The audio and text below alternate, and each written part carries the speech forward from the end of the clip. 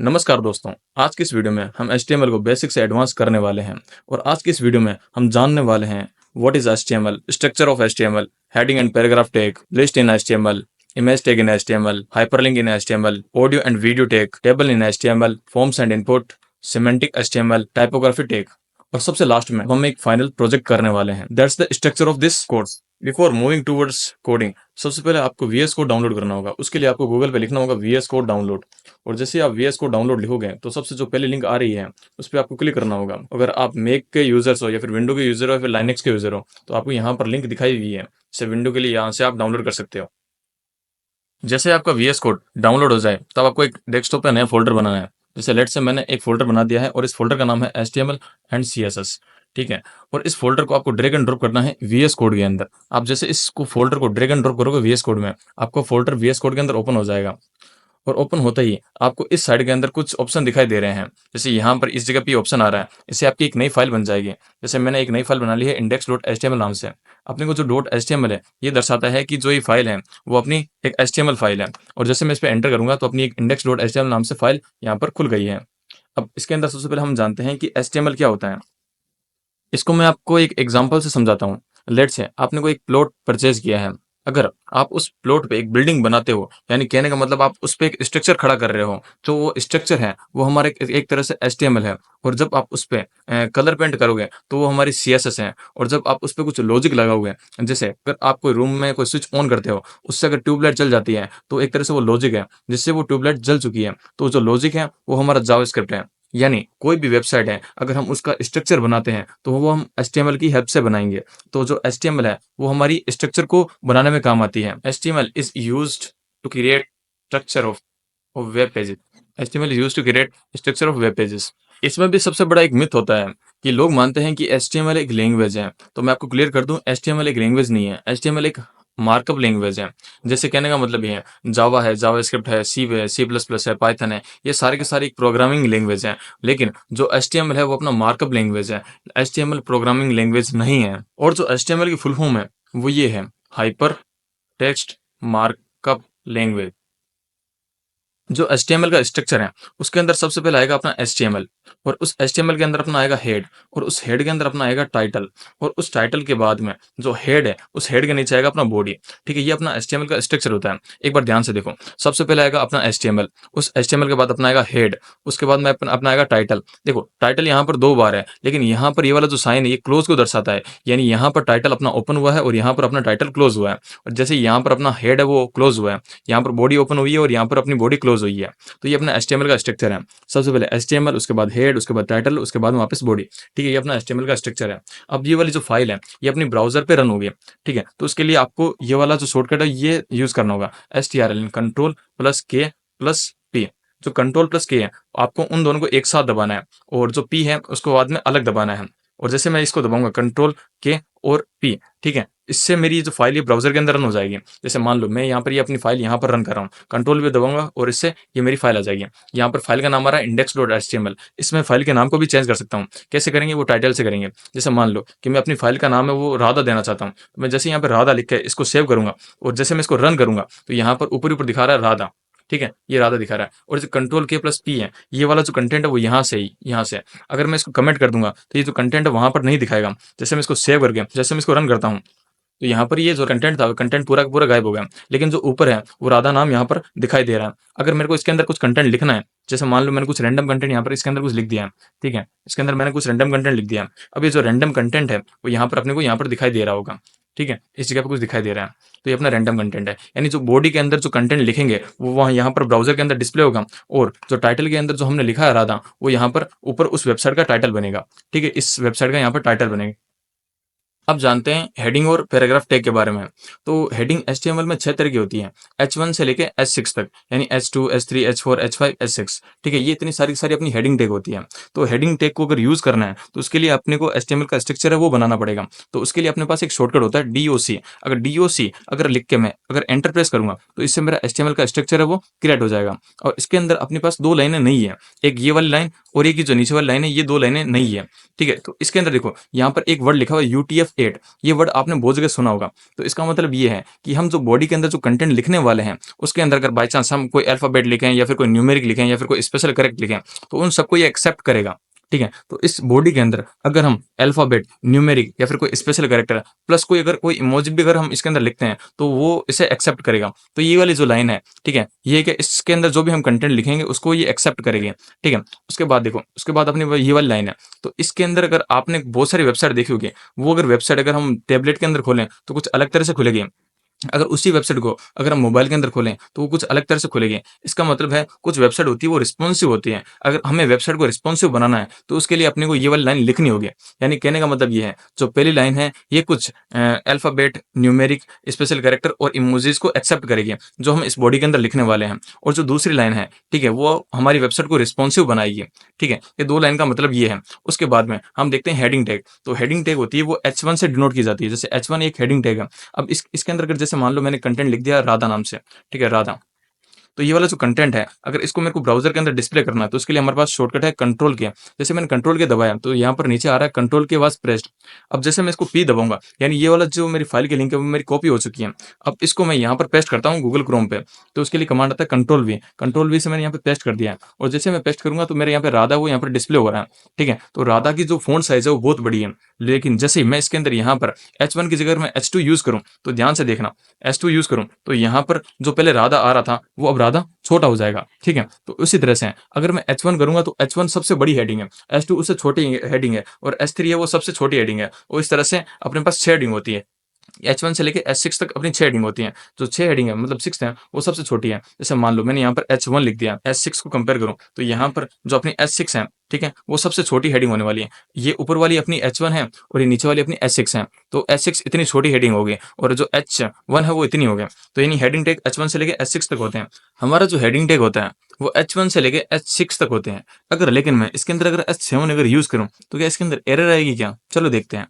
अगर देखो, जैसे हमारे पास ये वाली लाइन है, अगर इस लाइन को अगर मैं कॉपी करना है और उसको नीचे लेके आना है, तो उसके लिए एक शॉर्टकट होता है एल्ट, शिफ्ट और डाउन एरो। तो उससे हमारी लाइन एज़ इट इज़ नीचे आ जाएगी। जैसे एल्ट, शिफ्ट, डाउन ये बहुत सारी लाइनें आ सकती हैं। ठीक है? इसको मैंने एक बार हटा दिया। तो अगर इसको वापस एज़ इट इज़ कॉपी करना है, तो इससे ही आ जाएगी। मैं अब इस 6 को 7 के अंदर कन्वर्ट कर देता हूँ। तो ये हमारा H7 टैग हो गया। तो क्या ये इससे छोटा होगा क्या? अगर हेडिंग टैग होगा, तो इससे छोटा होगा। ठीक है?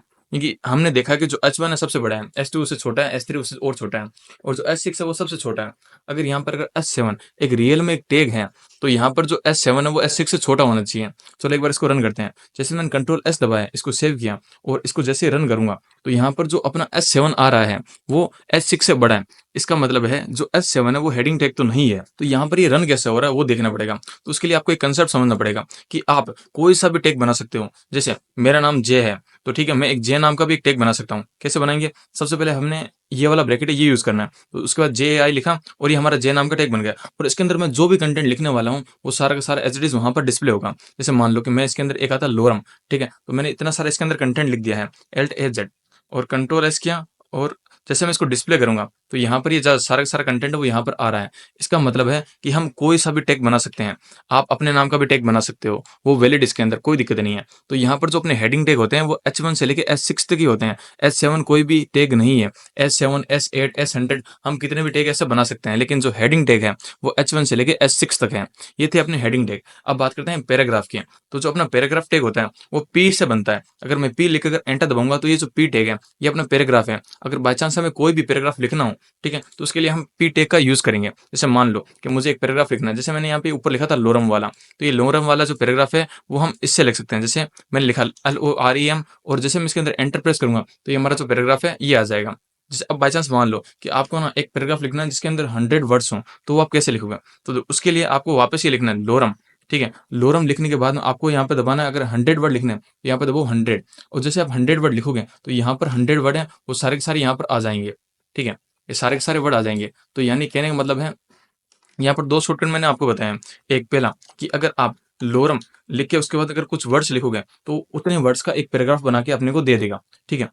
ये वाले एक पहली शॉर्टकट थी और दूसरी ये थी कि अगर बाय चांस ये वाली लाइन है, अगर इसी लाइन को अगर हमें नीचे कॉपी करना है, तो उसके लिए कमांड था Alt Shift और डाउन। Alt Shift और डाउन से ये वाली कमांड है वो एज़ इट इज़ कॉपी हो जाएगी, ठीक है? तो ये वाली कमांड मैं यहाँ पर लिख देता हूँ, Alt Shift down, Alt plus shift plus down और डाउन एरो।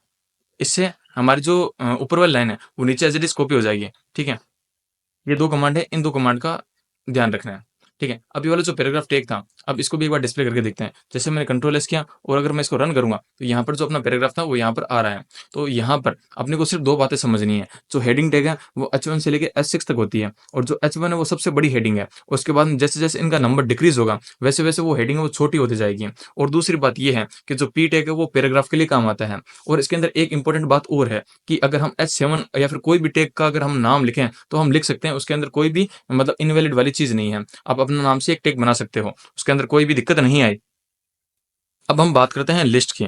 तो एचटीएमएल में लिस्ट 2 तरह की होती है, एक होती है ऑर्डर्ड लिस्ट और दूसरी होती है अपनी अनऑर्डर्ड लिस्ट। जो ऑर्डर्ड लिस्ट होती है, उसके अंदर हमारी एक सीक्वेंस फॉलो होती है।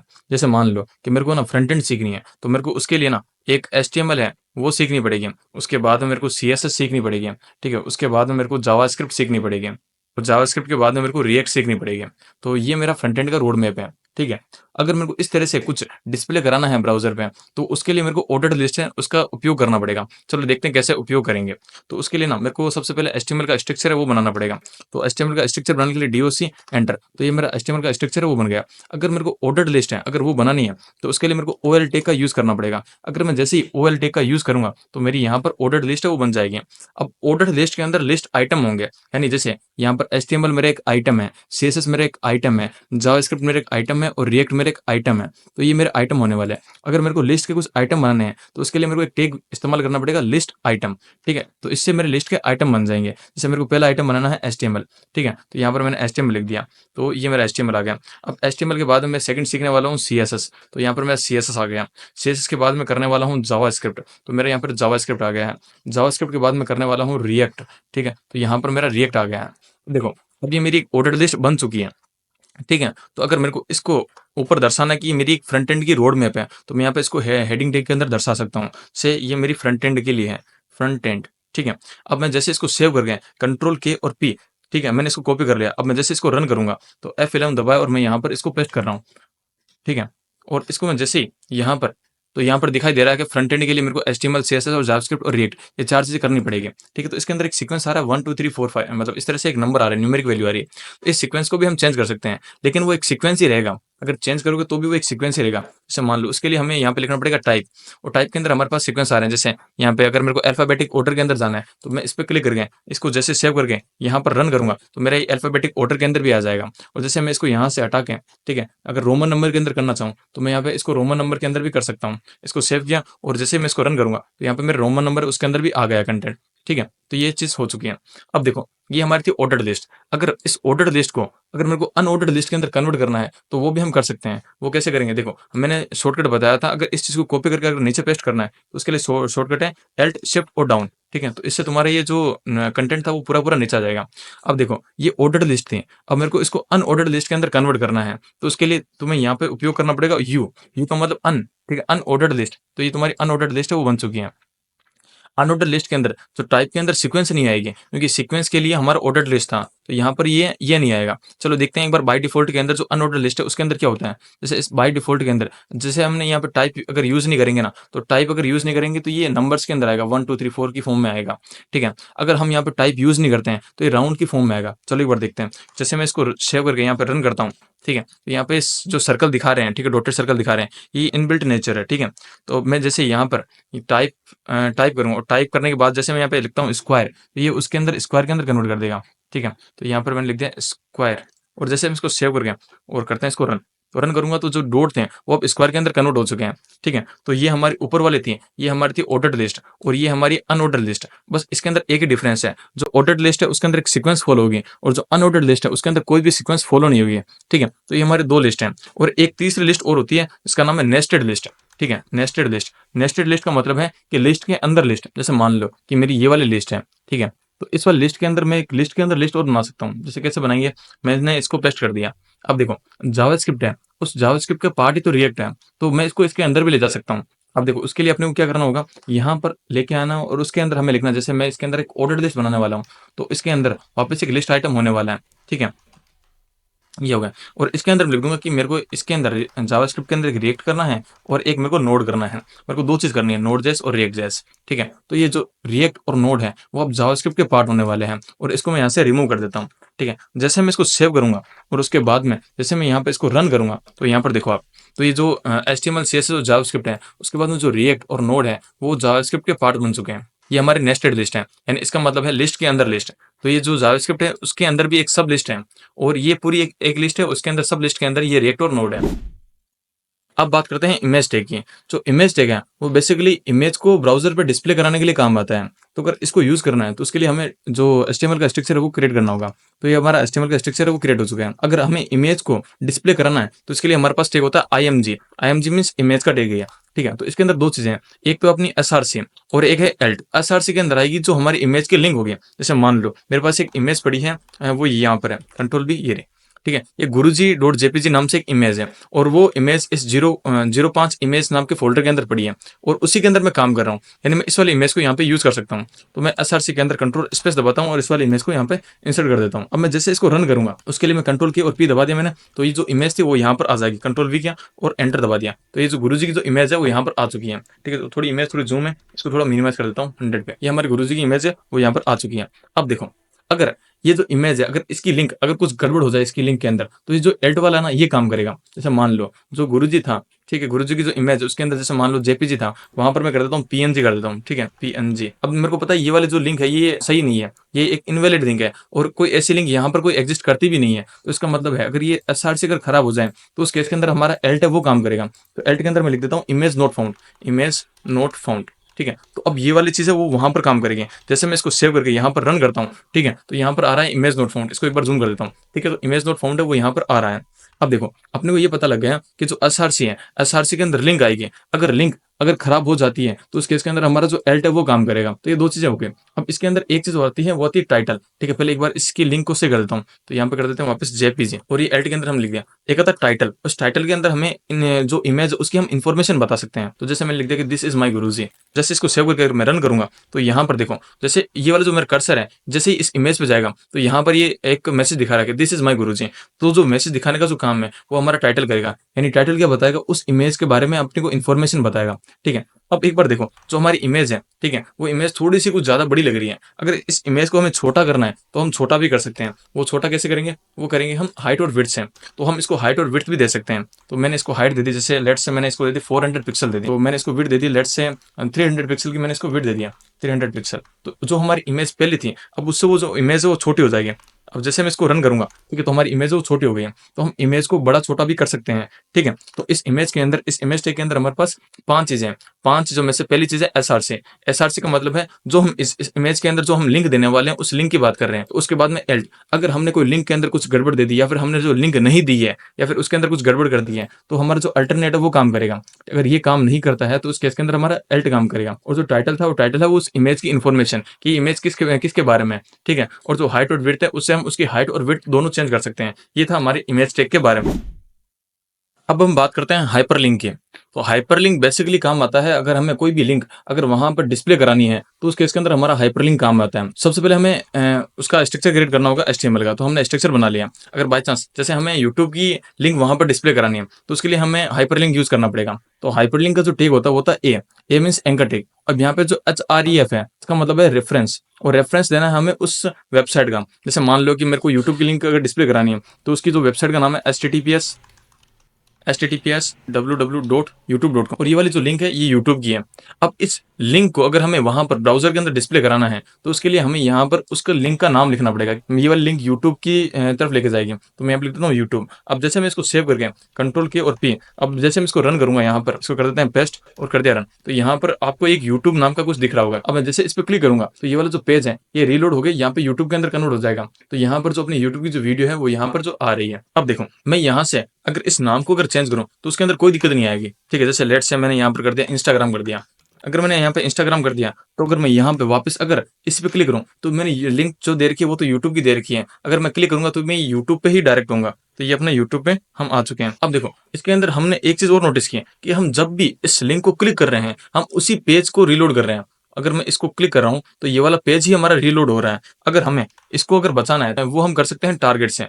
इसके अंदर दो चीज आती है, एक टारगेट ब्लैंक और टारगेट पेरेंट। अगर देखो जैसे अगर मैंने यहाँ पर ये वाले जो यूट्यूब की लिंक थी, अगर इस यूट्यूब की लिंक को अगर मुझे मुझे कहीं और डिस्प्ले कराना है तो वो भी मैं करा सकता हूँ। वो कैसे करेंगे, देखो यहाँ पर टारगेट मैंने ब्लैंक लिख दिया, इसका मतलब है कि जो यूट्यूब की जो लिंक है अब जो डिस्प्ले होने वाली है वो नए पेज के अंदर डिस्प्ले होने वाली है। अब मैं इसको करता हूँ सेव और एल टैप, और जैसे मैं इसको रन करूंगा, ठीक है, तो जो यूट्यूब है अब यहाँ पर रीलोड नहीं होगा, वो अगले पेज पे रीलोड होगा। देखो मैंने जैसे इसको किया तो ये यूट्यूब अगले वाले पेज पे जाके इसको रीलोड हो रहा है, यानी यहाँ पर यूट्यूब आ रहा है। तो मैं जितनी बार भी क्लिक करूंगा एक मेरा हर बार एक नया यूट्यूब का पेज ओपन हो जाएगा। तो यानी टारगेट ब्लैंक है वो क्या करता है, वो हमें एक नया पेज ओपन करके दे देता है और वहां पर अपनी लिंक खोल देता है। तो इसके अंदर एक चीज होती है टारगेट पेरेंट, वो होती है बाय डिफॉल्ट। अगर बाय डिफॉल्ट अगर हम इसके अंदर टारगेट सेट नहीं करें तो टारगेट पेरेंट पे ही बाय डिफॉल्ट रहता है। अगर मैं इसके अंदर टारगेट पेरेंट पे क्लिक करके अगर इसको सेव करके अगर रन करूं तो अब जो यूट्यूब है अब इसी पेज पे ओपन होगा। तो अब इसी पेज पे वो रीलोड होकर ओपन हो रहा है। अब देखो ये जो लिंक है ये लिंक हमने दी यूट्यूब की है, तो इसी तरह से हम जो लिंक है वो हम अपने पेज की भी दे सकते हैं।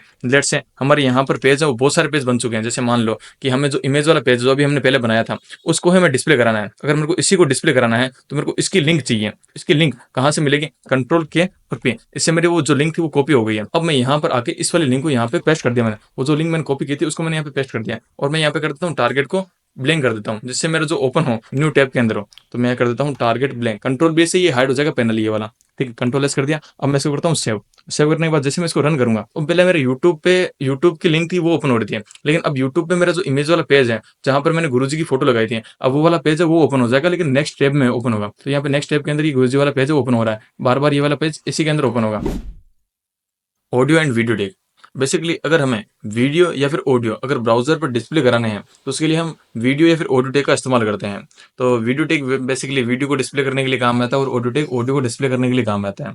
अब इसको कैसे यूज करते हैं वो देखते हैं। तो सबसे पहले हम HTML का स्ट्रक्चर है वो क्रिएट कर देते हैं। अब उसके बाद में अगर हमें वीडियो डिस्प्ले करानी है तो उसके लिए आता है वीडियो टेक, वो हमने यहाँ पर यूज कर लिया। अब देखो वीडियो टेक के अंदर है SRC, यानी यहाँ पर हमें उस वीडियो की लिंक देनी है। तो मेरे पास यहाँ पर इस फोल्डर के अंदर एक वीडियो पड़ी है जिसका नाम है video.mp3, और ये वाली वीडियो मेरे पास यहाँ पर पड़ी है जो जिसके अंदर मैं भी काम कर रहा हूँ, जिस फोल्डर के अंदर काम कर रहा हूँ उसी फोल्डर के अंदर मेरी ये वीडियो पड़ी है। तो इसको मैं डायरेक्ट यूज कर सकता हूँ। अब जैसे मैं इसको रन करूंगा, अब मैं जैसे ही इसको यहाँ पर पेस्ट करके इसको रन करता हूँ, ठीक है, तो मेरी जो वीडियो है वो वीडियो आ गई है, लेकिन मैं इसको ना तो पॉज कर सकता हूँ ना इस वीडियो को मैं आगे ले सकता हूँ। यानी वीडियो के जो भी कंट्रोल्स हैं वो मेरे पास है नहीं। अगर मेरे को वीडियो के कुछ कंट्रोल्स चाहिए तो उसके लिए मेरे को यहाँ पर लिखना पड़ेगा कंट्रोल्स, और ये कंट्रोल्स तुम कहीं पर भी लिख सकते हो, कोई दिक्कत वाली बात नहीं है, ठीक है। जैसे मैंने यहाँ पर लिख दिया कंट्रोल्स। अब इस वीडियो के जितने भी कंट्रोल्स हैं, यानी इसको पॉज करना, उसकी स्पीड को तेज करना, ठीक है, इसको स्टॉप करना, वो सारे के सारे कंट्रोल है वो यहाँ पर आ जाएंगे, ठीक है। वो कंट्रोल अब हमें यहाँ दिख रहे हैं। जैसे इस वीडियो को मैं यहाँ से चालू कर सकता हूँ, उसकी आवाज़ को मैं म्यूट कर सकता हूँ, उसका मैं फ्रेम बड़ा कर सकता हूँ, ठीक है। इसकी जो स्पीड है प्लेबैक स्पीड उसको घटा गुरुदेव बढ़ा भगवान, सकते हैं, ठीक है। आपकी तो तरह ये सारे अखंड के सारे कंट्रोल है वो यहाँ से इस कंट्रोल से आएंगे, और जब तक हम इस कंट्रोल को नहीं लिखेंगे तब तक वो एज ए इमेज की तरह वो डिस्प्ले होगा वहां पर। ये था वीडियो टेक के अंदर। अब बात करते हैं ऑडियो टेक की। अगर हमें ऑडियो टेक है अगर वो यूज करना है तो उसके लिए हमें ऑडियो टेक का इस्तेमाल करना पड़ेगा। अब यहाँ पर जो SRC है इस SRC के अंदर हमें उस ऑडियो की लिंक देनी होगी। तो ऑडियो की जो लिंक है वो यहाँ पर ये रही audio.mp3। तो मैं यहाँ पर दे देता हूँ कंट्रोल स्पेस और audio.mp3, ये आ गई। अब देखो जैसे हमने वहां पर कंट्रोल्स दिया था, हमने यहाँ पर कुछ नहीं दिया है। अगर हम यहाँ पर कंट्रोल्स नहीं देंगे तो वहां पर वो डिस्प्ले नहीं होगा। चलो एक बार रन करते हैं कंट्रोल एस, और जैसे मैं यहाँ पर रन करूंगा तो देखो एक बार यहाँ पर मेरा कोई भी ऑडियो नहीं आया है। इसका मतलब है कि वहां पर जब तक हम कंट्रोल्स नहीं देंगे तब तक वो ऑडियो वहां पर डिस्प्ले नहीं होगा, ठीक है। वहां पर वीडियो डिस्प्ले हो गया था क्योंकि उसके पास कुछ इमेज थी, ऑडियो के पास कुछ इमेज नहीं है, इसी कारण जो ऑडियो है वहां पर डिस्प्ले नहीं होगा। तो उसकी वजह से मैं यहाँ पर एक बार कंट्रोल्स दे देता हूँ। जैसे मैं यहाँ पर कंट्रोल्स दूंगा, ठीक है, तो वो जो अपना ऑडियो है वो वहां पर रन हो जाएगा, उसके जितने भी कंट्रोल्स हैं वो वहां पर आ जाएंगे, ठीक है। तो इसके जितने भी कंट्रोल्स हैं, इसको स्टॉप करना, ठीक है, इसको चालू करना, ठीक है, म्यूट करना, वो सारे सारे कंट्रोल है वो सारे सारे मेरे पास आ चुके हैं। ये था अपना ऑडियो एंड वीडियो टेक। तो ये दोनों के दोनों टेक मेरे हिसाब से समझ में आ चुके होंगे। अगर हमें टेबल को ब्राउजर पे डिस्प्ले करना है तो उसके लिए हमें टेबल टेक का यूज करना होगा। तो वो कैसे करेंगे देखते हैं। सबसे पहले हम जो HTML है उसका स्ट्रक्चर बना लेते हैं। अब देखो अगर हमें टेबल को डिस्प्ले करना है तो उसके लिए हम यहाँ पे टेबल टेक है वो यूज करेंगे।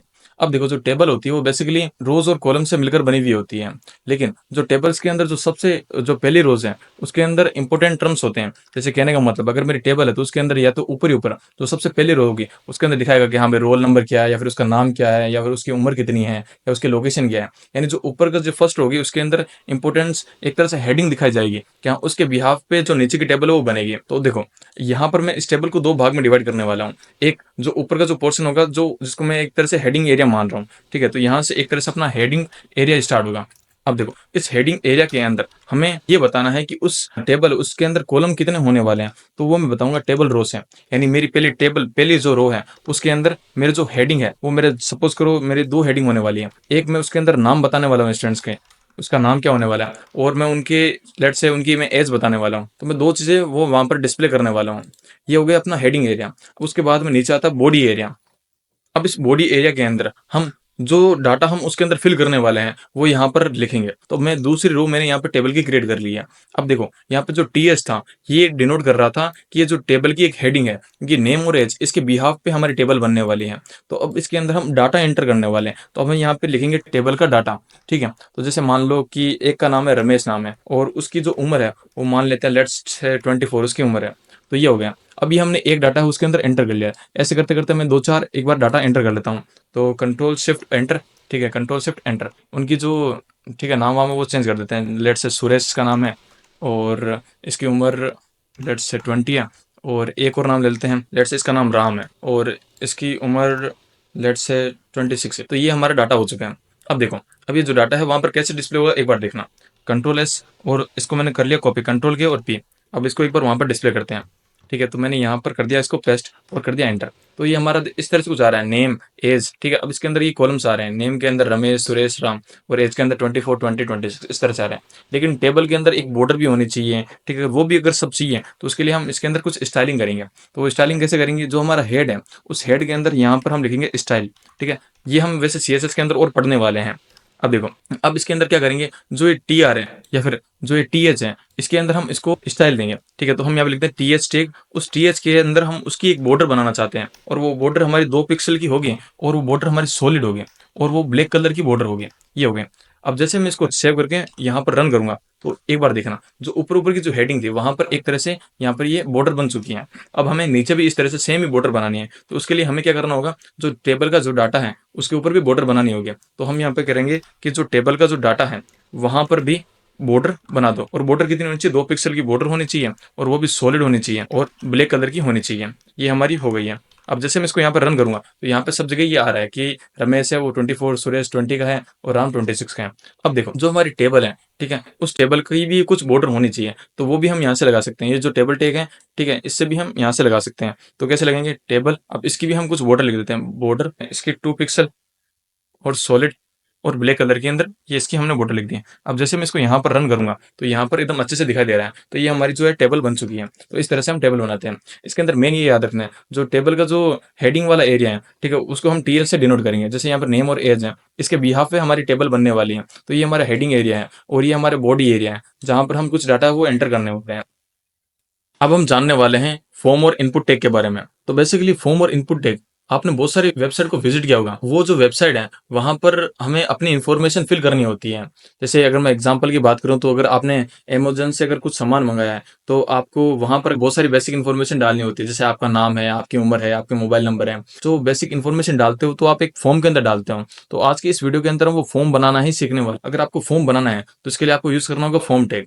लेकिन उससे पहले आपको HTML का एक स्ट्रक्चर है वो क्रिएट करना होगा। अब देखो अगर आपको कोई फॉर्म बनाना है तो उसके लिए आपको फॉर्म टैग यूज करना है। फॉर्म के अंदर आपको जैसे यहाँ पे दिखाई दे रहा है एक्शन, तो हम जो फॉर्म का जो डाटा है, जैसे आपने वहां पर नेम के अंदर आपका नाम लिखा था, तो जो नेम के अंदर जो आपका नाम लिखा था वो डाटा कहीं ना कहीं तो जाएगा। तो जो जहां पर जो डाटा जाना होता है वो इस लिंक के अंदर जाएगा। तो एक्शन के अंदर जो हम लिंक देने वाले हैं वो डाटा उस लिंक पे जाएगा। तो अभी हमारे पास कोई लिंक है नहीं और ना हम डाटा कहीं पे भेजना चाहते हैं। तो एक बार इस एक्शन को मैंने यहाँ से हटा दिया है। अब देखो जैसे मान लो कि मेरे को उससे पूछना है यूजर से कि आपका नाम क्या है। तो उसके लिए हम यूज करेंगे लेबल और लेबल के अंदर हम उसका नाम चाहते हैं। तो यहाँ पर हम लिख देते हैं बाहर जो डिस्प्ले होगा नेम। अब इस नेम के अंदर हम उससे ये डिमांड कर रहे हैं कि जो नेम होगा वो अपना एक टेक्स्ट के फॉर्म में होगा। तो हम यहाँ पे ये लिख देते हैं कि जो उसका टाइप है इनपुट का वो टेक्स्ट होना चाहिए। यानी जो नाम होगा वो टेक्स्ट के फॉर्म में होगा और यहाँ पर जो यूजर होगा वो टेक्स्ट ही भरेगा। तो इसका मतलब है कि वो अल्फाबेट के अंदर, न्यूमेरिक के अंदर कुछ भी भर सकता है। अब देखो जो मैंने यहाँ पर लेबल बनाया था वो लेबल इस इनपुट से मेरे को लिंक कराना होगा। देखो इनपुट का काम है यूजर से इनपुट लेना और उस इनपुट को लेबल करना। यानी वो इनपुट किसका है, यानी वो इनपुट नेम का है, तो वो काम होगा लेबल टैग का। तो अब इन दोनों को मेरे को लिंक करना है कि ये वाला जो लेबल और ये वाला जो इनपुट दोनों एक ही हैं। तो इन दोनों को अगर लिंक करना है तो हम करेंगे आईडी से। और आईडी और ये जो 4 है ये दोनों सेम होने चाहिए। यानी जो 4 नेम है अगर यही अगर अपनी आईडी हो गई तो ये दोनों एक दूसरे से लिंक होंगे। तो मैंने यहाँ पर कर दिया नेम, क्योंकि जो ऊपर जो है वो सेम यहाँ पर होना चाहिए। जो ऊपर भी मेरा नेम है तो यहाँ पर भी मेरा नेम होना चाहिए। तो ये दोनों एक दूसरे से लिंक हो चुके हैं। और यहाँ पर करते हैं रन, कंट्रोल वी दबाएं, इसको कर दिया पेस्ट और कर दिया एंटर। तो यहाँ पर मैं कुछ भी लिख सकता हूँ, ठीक है, कोई भी वर्ड लिख सकता हूँ, कोई दिक्कत नहीं है, ठीक है। और यहाँ पर मैं कोई भी न्यूमेरिक वैल्यू भी लिख सकता हूँ, यहाँ पर कोई दिक्कत होने नहीं वाली है।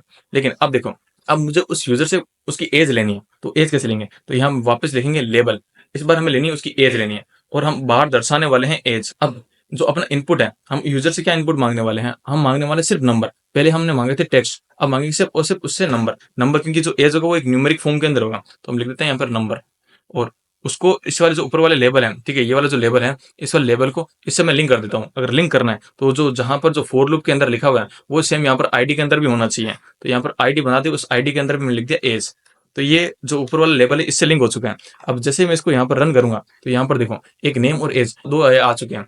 अब इस एज के अंदर हम केवल न्यूमेरिक वैल्यू है वो दे सकते हैं, क्योंकि वहां पर जो इसका टाइप है वो नंबर है, टेक्स्ट नहीं है। तो यहाँ पर सिर्फ और सिर्फ हम वही वैल्यू दे सकते हैं। जैसे मान लो कि मैं इसके अंदर कुछ लिख रहा हूँ, तो अगर मैं इसके अंदर कुछ भी लिखूँ तो वो इसके अंदर टाइप नहीं होगा, आपको इसकी कीबोर्ड की आवाज आ रही होगी। तो इसके अंदर हम कुछ नहीं लिख सकते, लेकिन हाँ न्यूमेरिक वैल्यू वो सारी सारी यहाँ पे लिख सकते हैं। लेकिन हाँ, इसके अंदर करेक्टर के अंदर हम एक करेक्टर वो भी लिख सकते हैं, वो है ई, क्योंकि ई मैथमेटिकल के अंदर 2 पॉइंट समथिंग कुछ होता है, तो इसकी वजह से हम यहाँ पे ई लिख सकते हैं। लेकिन जो एज होगा वो एक प्योरली एक न्यूमेरिक वैल्यू ही होगा। और नेम के अंदर हम कुछ भी डाटा है वो लिख सकते हैं।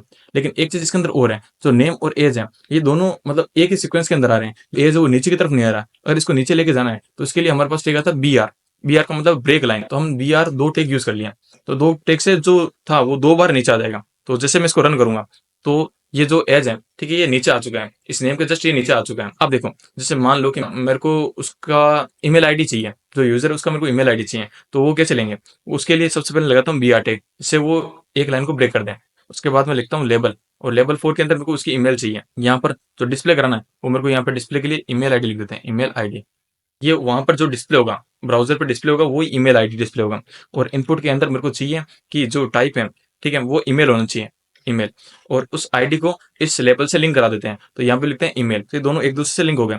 अब जैसे मैं इसके अंदर यहाँ पर रन करूंगा तो यहाँ पर ईमेल आईडी का ऑप्शन आ चुका है। लेकिन इस ईमेल आईडी के अंदर अभी मैं कुछ भी भर सकता हूँ, कुछ भी, ठीक है, इसके अंदर कोई दिक्कत नहीं आने वाली है।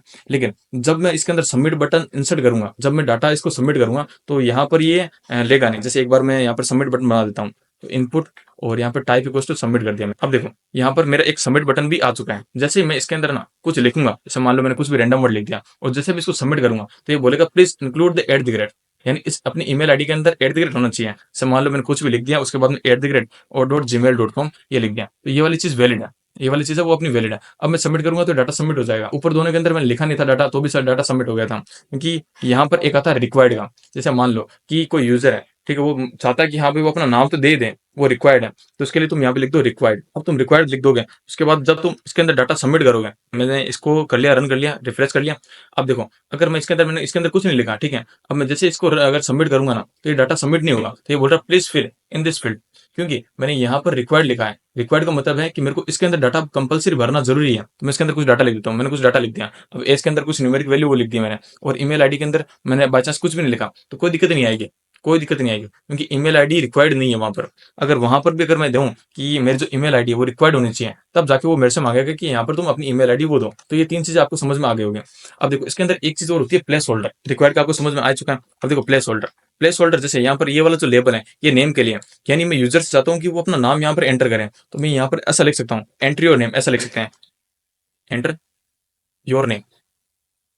अब जैसे मैं इसको सेव करके यहाँ पर रिफ्रेश करूंगा तो देखो यहाँ पर जो प्लेस होल्डर था उसके कारण यहाँ पर ऐसा लिखा हुआ आ रहा है एंट्री और नेम। और जैसे ही यहाँ पे यूजर एंटर करेगा तो ये वाली चीज है वो यहाँ से घट जाएगी। अब प्लेस होल्डर हो चुका है। अब देखो ये आपको ये टेक्स्ट का समझ में आ चुका है, ठीक है, नंबर का समझ में आ चुका है, ईमेल का समझ में आ चुका है। अब देखो बाय चांस किसी को अपना एड्रेस अगर वहां पर टाइप करना है तो वो कैसे करेगा? सबसे पहले मैंने लाइन को ब्रेक कर दिया, दो बार लाइन को ब्रेक कर दिया। अगर मेरे को किसी का एड्रेस वहां पर टाइप करवाना है तो उसके लिए मैं करूंगा टेक्स्ट एरिया का उपयोग। यहाँ से वो अपना जो एड्रेस है वो यहाँ पर लिख सकता है। तो इसको मैं एक बार लेबल से कर देता हूँ, लेबल, और मेरे को उसका एरिया चाहिए या फिर मेरे को उसका एड्रेस चाहिए। एड्रेस मैंने यहाँ पर लिख दिया, और ADDRS। अब देखो यहाँ पर जो 4 है वो एड्रेस है। अगर मेरे को इसको इससे लिंक करना है तो यहाँ पर मेरे को एड्रेस लिखना पड़ेगा, तो मैंने यहाँ पर एड्रेस लिख दिया है, ठीक है। तो ये दोनों चीज एक दूसरे से लिंक हो चुकी हैं। अब कंट्रोल एस करके जैसे मैं यहाँ पे इसको रिफ्रेश करूंगा तो यहाँ पर मेरा एड्रेस का भी एक आ चुका है, और इसको मैं कितना भी लंबा छोटा कर सकता हूँ, क्योंकि एड्रेस हो सकता है किसी का छोटा एड्रेस हो, किसी का बड़ा एड्रेस हो। तो एड्रेस के लिए अपने पास ये ऑप्शन है, हम यहाँ पर कुछ भी लिख सकते हैं, ठीक, कुछ भी लिख सकते हैं, और कितना भी बड़ा एड्रेस अपना हो सकता है, कोई दिक्कत वाली बात उसके अंदर है नहीं। ये अपना एड्रेस एड्रेस हो सकता है। अब बात करते हैं रेडियो बटन और चेकबॉक्स की, क्योंकि आपने कभी फॉर्म के अंदर देखा होगा कि वहां पर ऑप्शन होता है जेंडर का, या तो मेल होगा या फीमेल होगा, दो में से एक चीज हो गया। तो वो कैसे बनाएंगे, वो बनाएंगे हम रेडियो बटन से। तो कैसे बनाते हैं देखो, जैसे मान लो कि मेरे को चाहिए लेबल, तो लेबल के अंदर मैंने लिख दिया कि मैं पूछ रहा हूँ जेंडर के बारे में, और मैंने यहाँ पे लिख दिया जेंडर। अब जो जेंडर होगा फीमेल होगा या फिर मेल होगा, तो यहाँ पे जो रेडियो बटन है उसकी सहायता से मैं लिखता हूँ इनपुट। इनपुट के अंदर टाइप के अंदर मैंने कर दिया यहाँ पे रेडियो, तो रेडियो के लिए RA, ये हो गया रेडियो। अब जो ये वाली आईडी है, ये वाली आईडी मेरे को लिंक करनी पड़ेगी इस वाली से, इस वाली से, इस जेंडर से। तो मैंने यहाँ पे इसकी आईडी इससे लिंक कर दी जेंडर से, Ctrl Z, और यहाँ पे लिख दिया मैंने जेंडर। अब ये वाला जो नाम दिया, ठीक है, मैंने जेंडर का दिया है, लेकिन जेंडर के नीचे मेरे को ये भी आना चाहिए कि वो क्या मेल है फीमेल है। तो मैंने यहाँ पे लिख दिया लेबल। अब लेबल के आगे मैंने यहाँ पे लिख दिया मेल। अब उसके बाद में मेरे को एक फीमेल के लिए भी और बनाना है, तो मैं यहाँ पे लिख देता हूँ लेबल, और यहाँ पर लिख दिया मैंने फीमेल। अब ये वाली जो लाइन है इसको मैं एज इट इज कॉपी कर लेता हूँ। कॉपी किया और यहाँ पे नीचे लिया। अब देखो एक बार, जैसे मैं Ctrl+S करके यहाँ पर रन करूंगा, तो यहाँ पर दो चीजें दिखाई दे रही हैं। एक जेंडर है जहां पर मेल आ रहा है, ठीक है, और एक यहाँ पे फीमेल आ रहा है, लेकिन मैं दोनों को चेक कर पा रहा हूँ। ठीक है, मतलब ये नहीं कहने का मतलब जो जेंडर है वो तो ये तो मेल होगा या फीमेल होगा, इन दोनों पे वो टिक नहीं कर सकता। एक बार इसको थोड़ा सा सही कर देते हैं। ठीक है, यहाँ पे कुछ BR टैग लगा देते हैं। तो जैसे मैं यहाँ पे BR टैग लगाऊंगा, तो ये वाली जो लाइन है वो नीचे आ जाएगी। Ctrl+S किया और यहाँ पर आके रन कर देते हैं। तो एक बार जेंडर के एड्रेस के आगे भी BR टैग लगा देते हैं, जिससे वो भी क्या थोड़ा सा सही हो जाए। तो यहाँ पर भी BR टैग दो लगाते हैं, BR टैग। Ctrl+S किया और यहाँ पर जैसे मैं रन करूंगा, तो अब मेरे को चीजें सही दिखाई दे रही है। यहाँ पे जेंडर है, जेंडर या तो मेल होगा या फिर फीमेल होगा। ठीक है, दोनों में से एक होगा, दोनों नहीं हो सकते हैं। अगर दोनों नहीं हो सकते, अपने को ये फैसिलिटी चाहिए, तो अपने को क्या करना होगा, जो रेडियो बटन है उस रेडियो बटन के अंदर जो नेम है, तो नेम दोनों के अंदर सेम होना चाहिए। जैसे मान लो इसके अंदर मैं लिख देता हूँ जेंडर, तो अगर ये नेम अगर दोनों के अंदर सेम होगा, तो इन दोनों में से मैं एक ही ऑप्शन चूज कर पाऊंगा। Ctrl+S किया। अब जैसे मैं इसको रन करूंगा, तो अगर या तो जो जेंडर होगा वो मेल होगा या फिर वो फीमेल होगा। अब मैं दोनों में से एक को चेक कर पा रहा हूँ। अब मेरे दोनों नहीं हो सकते हैं, क्योंकि वहां पर मैंने नेम के अंदर एक ही आईडी दे दी, मतलब एक ही चीज दे दी मैंने, या तो जेंडर है, तो दोनों में से वो एक चीज आप चूज कर पाएगा। या था अपना रेडियो बटन। अब देखो, एक रेडियो बटन के बाद में एक आता है चेक बॉक्स। अब चेक बॉक्स क्या होता है, जैसे आपने बहुत सारे फॉर्म्स के अंदर ये देखा होगा कि आपकी हॉबीज क्या है, तो हॉबीज के नीचे जैसे वहां पर लिखा होता है फुटबॉल, बास्केटबॉल, क्रिकेट, कबड्डी, तो वहां पर आप दो चार ऑप्शन पे टिक कर सकते हो। जैसे यहाँ पे जेंडर के अंदर आपके पास एक ही चॉइस है, या तो आप ये हो सकते हो या फिर वो हो सकते हो, या तो मेल या फिर फीमेल, आपके पास एक ही चॉइस है। लेकिन हॉबीज के अंदर आपके पास मल्टीपल चॉइस है, क्योंकि किसी को हो सकता है किसी को क्रिकेट और फुटबॉल दोनों पसंद हो सकता है किसी को तीन पसंद हो, तो वहां पर आपकी जो हॉबीज है वहां पर मल्टीपल चेक पॉइंट होंगे। तो वो कैसे बनेंगे, वो ऐसे बनाएंगे। देखो, लेबल। अब लेबल के अंदर सबसे पहले जैसे मान लो कि मेरे को ना हॉबीज के लिए बनाना है, तो हॉबीज। अब देखो, हॉबीज के अंदर जैसे मान लो कि वो क्रिकेट पसंद करता हूँ, तो यहाँ पे लिख सकते हैं कि लेबल, और उसको पसंद है क्रिकेट। यहाँ पर मैं एक चेकबॉक्स बना देता हूँ, तो यहाँ पर चेकबॉक्स बनाएंगे इनपुट से। तो इनपुट और टाइप के अंदर हम लिख देंगे कि चेकबॉक्स, ये हमने लिख दिया। अब जैसे मैं इसको सेव करके यहाँ पर रन करूंगा, ठीक है, तो यहाँ पर देखो एक हॉबीज के आगे यहाँ पे क्रिकेट का ये ऑप्शन आ रहा है, लेकिन एक बार पहले इसको सही कर लेते हैं, कुछ थोड़े बहुत BR टैग लगा देते हैं। तो सबसे पहले एक BR टैग वो यहाँ पर लगा देते हैं, तो BR टैग, और वापस यहाँ पे BR टैग ये लगा दिया। अब जैसे मैं इसको रन करूंगा, तो जो अपना जेंडर था, जेंडर के नीचे वाली चीजें वो आ गई, लेकिन हॉबीज के नीचे वाली चीजें भी यहाँ पर नीचे आनी चाहिए। तो उसके लिए मैं यहाँ पे करता हूँ, जहां पर हॉबीज आया था, ठीक है, उसके आगे मैं यहाँ पे BR टैग लगा देता हूँ, BR टैग। एक और BR टैग लगा देते हैं। Ctrl+S किया। अब जैसे इसको मैं रन करूंगा, तो यहाँ पर जो हॉबीज है, हॉबीज के नीचे ही क्रिकेट आ चुका है। ये जो सबमिट वाला बटन है इसको भी एक बार करते हैं, नीचे भेज देते हैं। तो मैं यहाँ पर भी एक BR टैग है वो लगा लेता हूँ, BR टैग, ठीक है। तो इससे जो अपना ये सबमिट बटन था ये भी अब नीचे आ चुका है। जैसे मेरी क्रिकेट एक हॉबीज हो सकती है, अब उसके आगे भी मेरी हॉबीज हो सकती है। जैसे मैं यहाँ पर और हॉबीज है वो बना लेता हूँ, इन्हीं को क्या कॉपी पेस्ट कर लेता हूँ। इसको किया कॉपी और यहाँ पर पेस्ट पेस्ट, ठीक है। तो अब देखो, जैसे यहाँ पे क्रिकेट है, तो क्रिकेट की जगह मैं दो तीन वर्ड और लिख देता हूँ। जैसे मान लो किसी को म्यूजिक पसंद और हो सकता है किसी को फुटबॉल पसंद हो। अब जैसे मैं इसको रन करूंगा, यहाँ पर देखो अपने पास तीन चीजें आ गई हैं। किसी को क्रिकेट पसंद हो सकता है, किसी को म्यूजिक पसंद हो सकता है, किसी को फुटबॉल पसंद हो सकता है, और किसी को तीनों पसंद हो सकते हैं। तो मैं यहाँ पर किसी पे भी चेक कर सकता हूँ, ठीक है। तो ये होता है अपना चेक बॉक्स। तो आपको ये समझ में आ गया, नेम समझ में आ गया। नेम के लिए अपन टेक्स्ट लेंगे यहाँ पे, और एज के अंदर हम नंबर लेंगे, न्यूमेरिक वैल्यू लेंगे, ठीक है। ईमेल आईडी के अंदर वहाँ पर हम ईमेल लेंगे, एड्रेस के अंदर हम टेक्स्ट एरिया वो लेंगे, और जेंडर के लिए हम रेडियो बटन यूज करने वाले हैं, और हॉबीज के लिए हम चेकबॉक्स है वो यूज करने वाले हैं। इसमें भी अब बहुत सारी चीजें हैं। जैसे एक हमारे पास इनपुट के अंदर होता है रीसेट का इनपुट, टाइप के अंदर मैंने कर दिया रीसेट, रीसेट। अब जैसे मैं इसको रन करूंगा यहाँ पर, तो अब देखो मेरे यहाँ पर दो बटन आ रहे हैं, एक सबमिट का और रीसेट का। जैसे मान लो कि मैंने एज के अंदर लेट से मैंने 24 कर दिया, और इसके अंदर मैंने मैथ सेलेक्ट कर लिया, और हॉबीज के अंदर मैंने क्रिकेट सेलेक्ट कर लिया। जैसे मैं इस रीसेट पे क्लिक करूंगा, तो मैंने जितनी भी चीजें यहाँ पे फिल की हैं वो सारी की सारी यहाँ से गायब हो जाएगी। रीसेट पे क्लिक किया, सारी की सारी चीजें गायब हो गई। तो एक रीसेट बटन है वो भी यहाँ पर देखने को मिलता है, ठीक है। और भी बहुत सारे हैं। तो अपना इनपुट है उसके अंदर, ये जो टाइप है उसके अंदर बहुत सारी चीजें हैं, और उसको सबको देखने के लिए आपको क्या करना होगा, यहाँ पर इसको कंट्रोल प्लस स्पेस दबाओगे तो आपको बहुत सारे ऑप्शन दिखाई देंगे। जैसे बटन है, आप बटन बना सकते हो, चेक बॉक्स बना सकते हो, कुछ कलर डिसाइड करना है तो कलर कर सकते हो। जैसे मान लो मैंने कलर सेलेक्ट कर दिया, अब कंट्रोल एस किया और जैसे मैं यहाँ पर आऊंगा रन करूंगा तो यहाँ पर मैं कलर को सेलेक्ट कर सकता हूँ और इससे मैं कलर को सेलेक्ट कर सकता हूँ। जैसे मेरे को रेड चाहिए, ब्लू चाहिए, जो भी कलर चाहिए वो मैं यहाँ से सेलेक्ट कर सकता हूँ। तो ये अपना कलर के लिए भी है। कलर, डेट, रेंज, बहुत सारी चीजें इसके अंदर, बहुत सारे। तो वो आप एक बार धीरे धीरे सब चीजों को एक्सप्लोर कर सकते हो। ठीक है, कंट्रोल स्पेस से। तो यहाँ पे ये इतनी सारी चीजें हैं, वो सारी चीजें आप देख सकते हो, लेकिन जो मेन जो इंपॉर्टेंट चीजें थी वो मैंने आपको बता। अब हम बात करने वाले हैं सिमेंटिक टैग की। सिमेंटिक टैग बेसिकली जो सिमेंटिक टैग होते हैं वो हमें जो वेबसाइट का लेआउट है उसके बारे में बताते हैं। जैसे जो हमारी वेबसाइट का हेडर है, हम उसे हेडर टैग से ही डिनोट करेंगे। तो उसके लिए हम हेडर टैग बनाने वाले हैं। तो इस तरह से हमारे पास कुछ टैग्स होते हैं, जैसे हेडर टैग होता है, नेविगेशन टैग होता है, सेक्शन टैग होता है, आर्टिकल टैग होता है, एसेट टैग होता है, फुटर टैग होता है। ये सारे के सारे टैग ये अपने सिमेंटिक टैग हैं। लेकिन इसके अंदर हमें ये याद रखना है कि जब हम हेडर बनाएंगे तो उसके लिए हम हेडर टैग का उपयोग करेंगे। जब हम कुछ असाइड के अंदर कुछ चीज लगाएंगे तब हम असाइड का उपयोग करेंगे, और जब हम कोई फुटर लगाएंगे तो उसके इसके अंदर हम फुटर का उपयोग करेंगे। तो ये हमारे 6 तरह के सिमेंटिक टैग हैं। कौन कौन से? Header, navigation, section, article, aside और फुटर। अब बात करते हैं टाइपोग्राफी टैग के बारे में। तो टाइपोग्राफी टैग को समझने से पहले एक बार HTML का स्ट्रक्चर है वो बना लेते हैं। अब देखो, अगर मैं एक बी टैग के अंदर कुछ लिखता हूँ, जैसे मैंने यहाँ पे लोरम का पैराग्राफ है वो लिख दिया मैंने, और ये सेम कंटेंट अगर मैं पी टैग के अंदर लिखूं, पी, और इसके अंदर अगर मैं लोरम के अंदर ये लिखूं, तो देखो एक बार दोनों के अंदर डिफरेंस देखना। जैसे मैं इसको रन करूँ, रन करने से पहले एक बार मैं इसको कर लेता हूँ कॉपी, कंट्रोल की और पी, कॉपी कर लिया और मैं यहाँ पे कर लेता हूँ पेस्ट।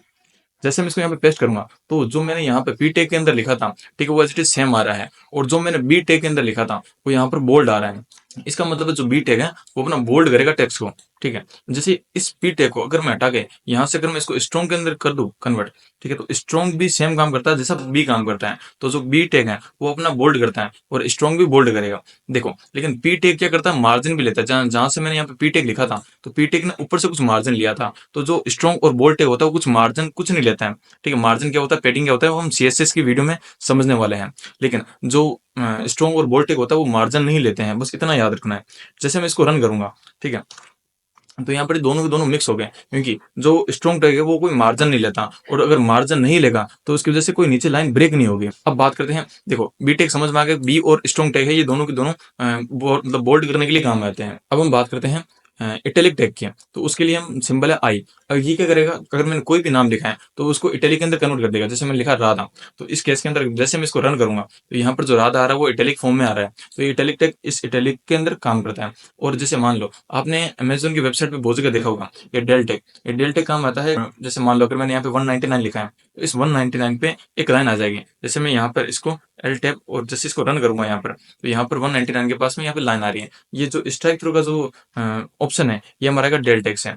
और अगर हमें कहीं कुछ मार्क करना हो, जैसे हमें कुछ किसी चीज को हाईलाइट करना हो, तो हाईलाइट के लिए हमारे पास टैग आता है मार्क टैग। मार्क टैग लिखने के लिए MARK मार्क, और यहाँ पर जैसे मैंने लिख दिया राधा, तो राधा को मेरे को हाईलाइट करना है। ठीक है, तो इस बार जो राधा है वो अपना हाईलाइटेड है।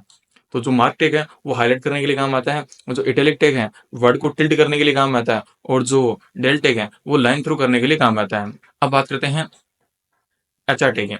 तो एचआर टैग होता है वो एक हॉरिजॉन्टल लाइन क्रिएट करने के लिए काम आता है। अब इसके अंदर लिखने की कुछ जरूरत नहीं है, और कंट्रोल आर।